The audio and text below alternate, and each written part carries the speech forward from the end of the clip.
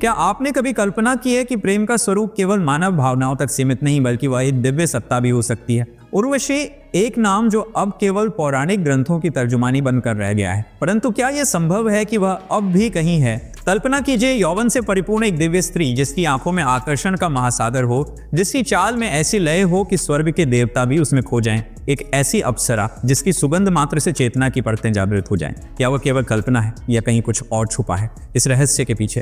तो चलिए आज का वीडियो शुरू करते हैं। लेकिन अगर आप अभी खाटू बाबा का आशीर्वाद पाना चाहते हैं तो कमेंट में हारे के सहारे की जय लिखें और चैनल को तुरंत सब्सक्राइब करें। खाटू बाबा कमेंट और सब्सक्राइब करने वालों की सभी मनोकामनाएं पूरी करें। कहते हैं कि अप्सराएं केवल देवताओं के लिए थीं, पर क्या यह पूरी सच्चाई है? जब देवताओं के संग वे उब जाएं तब क्या उन्हें नवीनता की खोज नहीं होती? वे जो स्वयं सौंदर्य और यौवन की प्रतिमूर्ति हैं, क्या वे भी कभी एक मनुष्य के हृदय में शरण लेना चाहती हैं? कहते हैं वह मानव जो तप और साधना से अपने भीतर अप्सरा को आकर्षित कर सके वही योग्य है। ऐसे साधक के लिए स्वयं अप्सरा तत्पर हो जाती है। तो क्या वास्तव में उर्वशी आज भी किसी ऐसे साधक की प्रतीक्षा कर रही है जिनके हृदय में उमंग हो, जिनके शरीर में यौवन की लहरें हों? वे ही उर्वशी को प्रेमिका के रूप में प्राप्त करने की क्षमता रखते हैं। उर्वशी केवल एक रूप नहीं, वह तो ऊर्जा है जो अपने प्रिय के शरीर से दुर्बलता को दूर करती है, उसके नेत्रों में दिव्यता भर देती है, उसके चेहरे पर तेज और आकर्षण का सृजन करती है। उस पुरुष में उर्वशी के संग से एक नवजागरण होता है, उसके रोम रोम में यौवन का सागर हिलोरे लेने लगता है।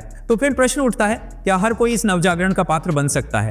वह साधक जिसने उर्वशी को सिद्ध किया, उसके शरीर की मर्दानगी, आकर्षण और सौंदर्य देखकर अप्सराएं भी मोहित हो उठती हैं। वह युवक जिसकी भुजाएं लंबी हों, छाती चौड़ी, केश घने और दृष्टि में सम्मोहन हो, ऐसा मनुष्य ही उर्वशी को अपनी प्रेमिका बना पाता है। यह साधना, यह अनुभव केवल कल्पनालोक नहीं, एक चेतन सच्चाई है जो यथार्थ में उतर सकती है। पर क्या यह सौंदर्य केवल बाहरी है या इसकी कोई गहराई भी है जो आत्मा तक पहुंचती है? पूर्वा असाधारण मनुष्य, परंतु उसकी साधना ने उसे असाधारण बना दिया। उसने जब उर्वशी को सिद्ध किया तब उसका शरीर वृद्ध हो चुका था, परंतु उसके भीतर का यौवन जागृत था। जब साधना पूर्ण हुई तब उर्वशी स्वयं आई, अपने हाथों से पुष्पमाला पहनाई और उसी क्षण पुरुरवा की देह में बिजली सी दौड़ गई। उसका रूप, उसका यौवन सब पुनः लौट आया। वर्षों तक वे प्रेम संबंध में बंधे रहे। तो क्या साधना से समय को भी पलटाया जा सकता है? 3 शुक्रवारों की रात्रियों में की जाने वाली यह साधना साधक को एक नए जीवन की ओर ले जाती है। गुलाब की माला, पीले वस्त्र, उर्वशी यंत्र और अप्सरा माला, ये सब मिलकर एक ब्रह्मांडीय द्वार खोलते हैं।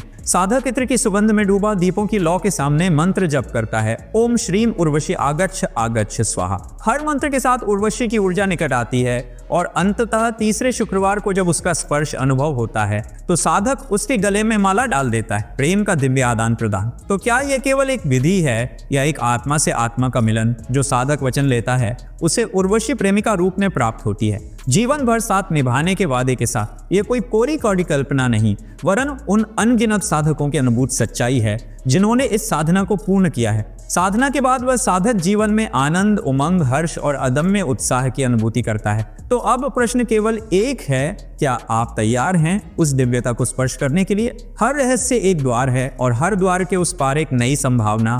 क्या आप उस द्वार पर दस्तक देंगे? विशेष सूचना, हम अपने टेलीग्राम चैनल पर शक्तिशाली मंत्र और साधनाएं देते हैं जिनकी वीडियो हम YouTube पर नहीं बनाते। अगर आप भी वो सभी साधनाएं प्राप्त करना चाहते हैं तो हमारे टेलीग्राम चैनल को ज्वाइन करें, लिंक विवरण में दिया गया है। तो दोस्तों, अगर आपको ये वीडियो पसंद आया हो तो इसे लाइक करें, हमारे चैनल को सब्सक्राइब करें और बेल आइकन दबाएं ताकि आपको हमारे हर नए वीडियो की सूचना मिल सके।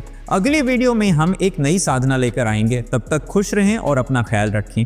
जय खाटू श्याम, जय हारे का सहारा, जय मां कामाख्या, हर हर महादेव।